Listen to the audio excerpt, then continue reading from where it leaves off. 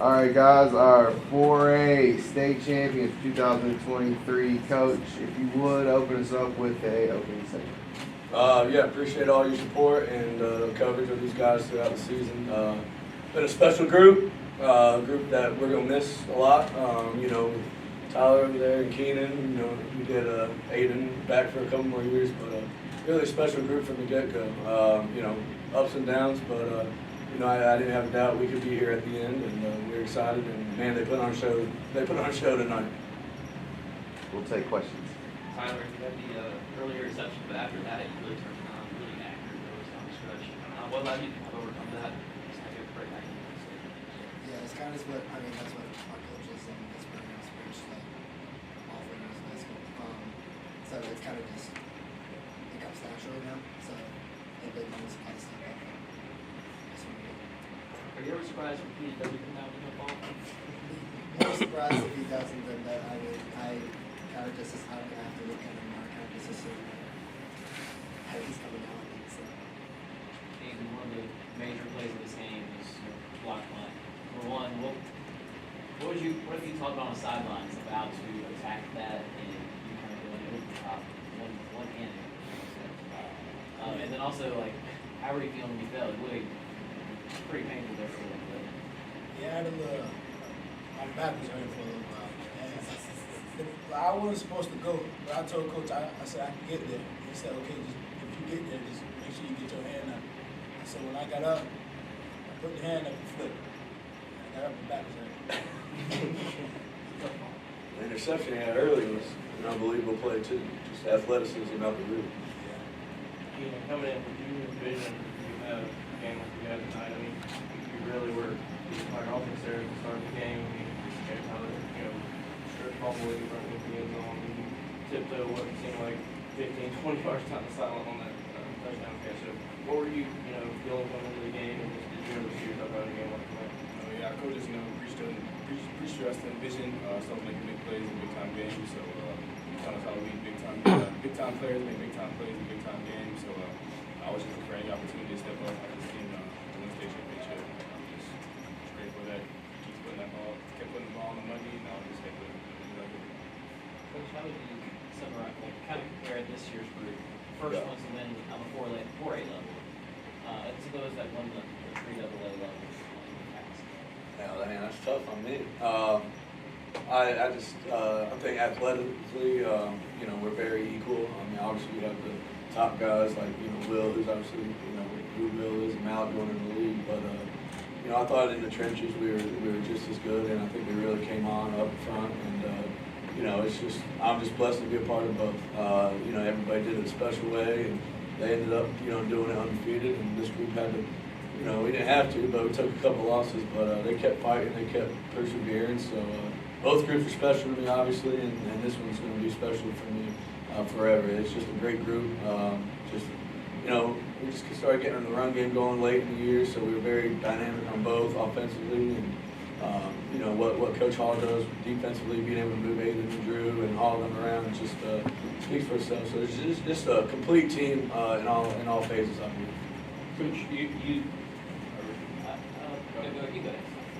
one thing to win a state championship, but to do it in the way that you guys did it tonight was pretty remarkable. I mean, this is a team that just hasn't had one of these games, hasn't had one of these games this year, and you guys really took it to them on every phase. What does that say about this program?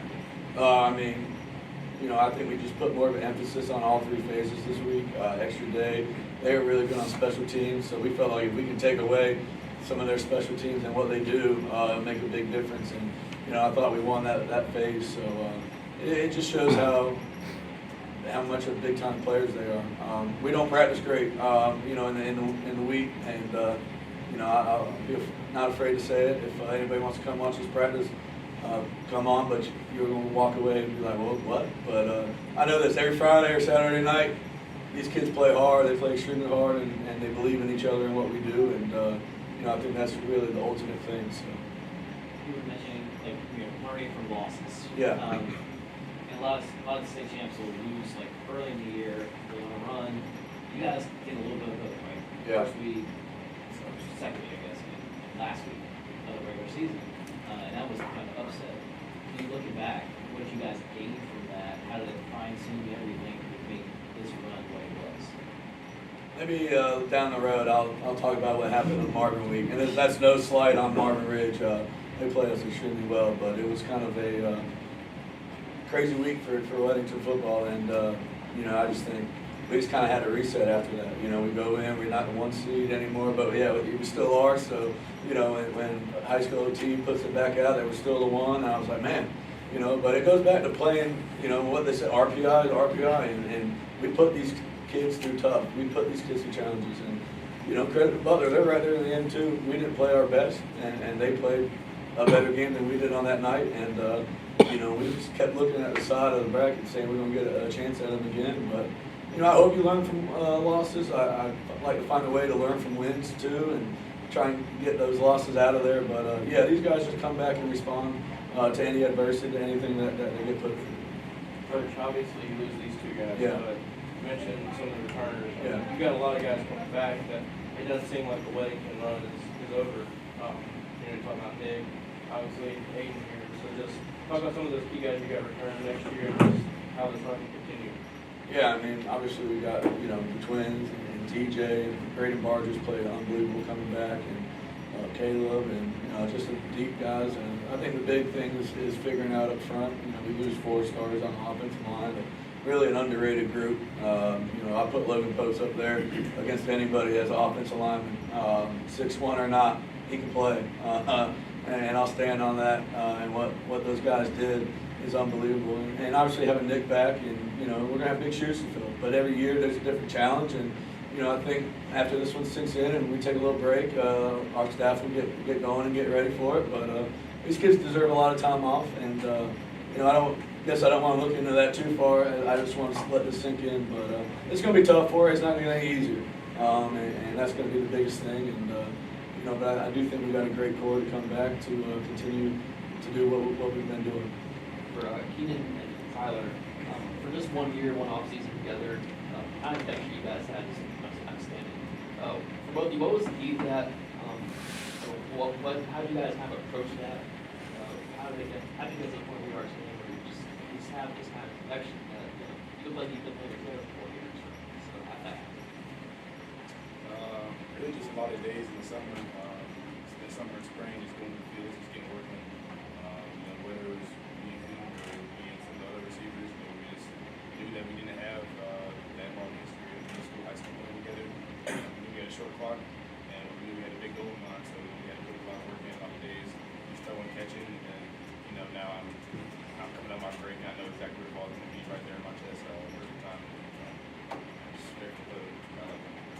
People ask me all the time, when do you guys get started back in the spring? And I say during spring practice, and they're like, nah, you got to know, we don't. We lift, we do our speed and agility.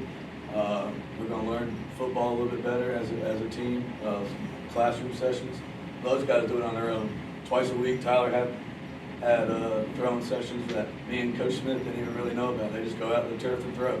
And that's what makes, I guess, who we are. And all the extra work that they put in on their own for the betterment of not only the team, but themselves as well. And honestly, like as coaches, after school we play ping pong. So we can get the table back out next week. We can start running some ping pong. Anybody wants to stop by and play, we get pretty good. But when you go, all the linemen out there working on steps, hitting the sled, all them are doing all that work. They're going to train on the weekend. That's what makes those kids who they are, and this group who it was. And for us, it was just continuing to build off what they've done in the spring and into the summer, and gel as one. Keenan, could you talk about your football journey? I think ball boy on the Monroe sidelines to Cuthbertson. What were those glasses either too? And then in your senior year coming to Weddington, just talk about that decision and the journey overall. Yeah, man, it's a full circle moment. I was a ball boy on the Monroe sidelines. They were here, won the state championship, NC State. I remember that day pretty clearly, and the excitement that I felt, and ever since then, really, it was just very, coming back and just playing the state championship with the state of Carolina. Just that feeling and excitement. It's just something I knew I wanted to be a part of. I'm just grateful that I was able to go out there and do it, man. I'm grateful for the way that this Weddington family has took me in since day one, since I got here, man. It's been been great. You know, just hit the ground running, had some things to work out. You know, obviously when I got here, but you know, we worked through all the wrinkles, build great relationships, man. I love the boys for life. Tyler, to get back to the game for just 1 second, you throw that interception. What was the mentality going in after that? Yes, this next play, like, you can't let that bother you. As much as I might have wanted it to, you just have to go against it, especially in these big situations. You can't let that, all the cameras on the outside, so you can't let that. Let me just talk on Tyler, and maybe I'll get in trouble, and he might not want to know. This dude's played with an AC joint sprain in his thumb shoulder since the end of the Chambers game, and no one really knows about it.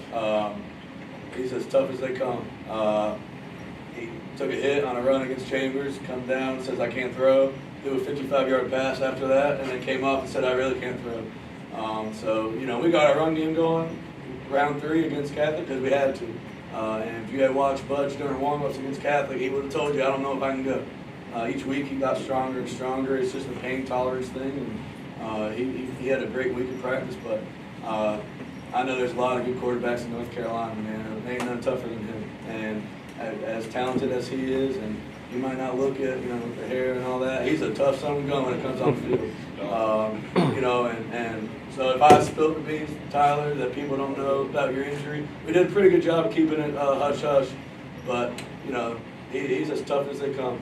So, yeah, we got a run game going because we kind of had to, but it helped us. But we needed him tonight in a big moment, and he was out there ready to go. So I never take anything away from how tough he is and kind of what he went through, you know, those 3 weeks in stretch runs, you know, with Catholic and then Grimsley on the horizon, and Independence. I mean, we didn't throw Monday, Tuesday, Wednesday, a couple of those weeks. So for us, it was like, all right, you know, and they kind of put a full week together last week, but you could tell they were a little off with timing. So I think he knew he was going to fight through some pain this week, and, you know, that's kind of one of the reasons why he's not going to play in the Shrine Bowl. But he's all deserving of the Shrine Bowl, and, you know, you can't ever take that away from him, his toughness. And Georgia Southern's going to get a great one in 4 weeks.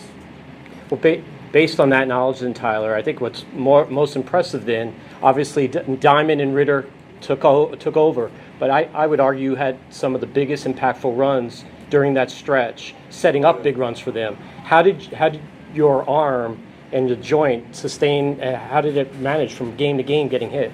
It's interesting. I don't know the science behind it, but all I know is it's really just sparring, and I think it's like an injury that really can only affect the quarterback as much as me. But that just like gave me to walking out if you knew it, like has a counter.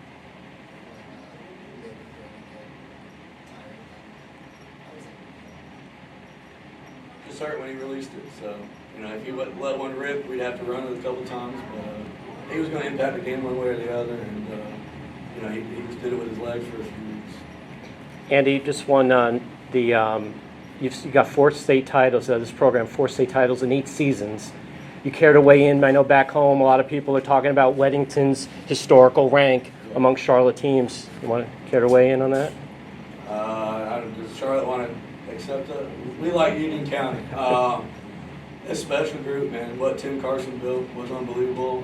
Playing for the man at Sun Valley and then being able to coach with him. And, you know, when he left, it was left with 4 seniors that year. So coming back, we had everybody coming back, and you know, people believed in this group and believed in what we did. And can't win without great athletes, and we've been surrounded by them. You go look at the wall right outside our office. There's 25, 30 kids up there playing college football or played college football, and we're gonna have 6 more this year. So it's a blessing to be in this community and this group of young men. It doesn't come easy at all, but I'd rather have this challenge of continuing the success of winning than a different one. But I mean, we're at the top. We've been consistent as can be. 10 straight Thanksgivings. People in, people out. People saying we can't win without Will, and I love Will to death, but we can win. These kids know how to win. We have a good football team. We got great players, and we got a great core. And I think in high school, if you have that great core, you sprinkle in a couple top tier players, I think that's a formula of success. And when your top guys are the most unselfish guys, that says a lot. I mean, Keenan could have broke the county record with 3 receptions there late in the game tonight. And, I think deep down he probably wanted it, but, the game was out of hand. And, you know, he's got the yardage, but he knew. And when Tyler and him come to you and say, keep pounding that thing these last 3 weeks, you know it's a special group. So, yeah, Weddington's a special place, it's a special community, and as long as these kids keep playing as hard as they can for this community, man, we're excited for the future. All right, guys, we appreciate your time. Congratulations. Thank you. Go celebrate. Thank you.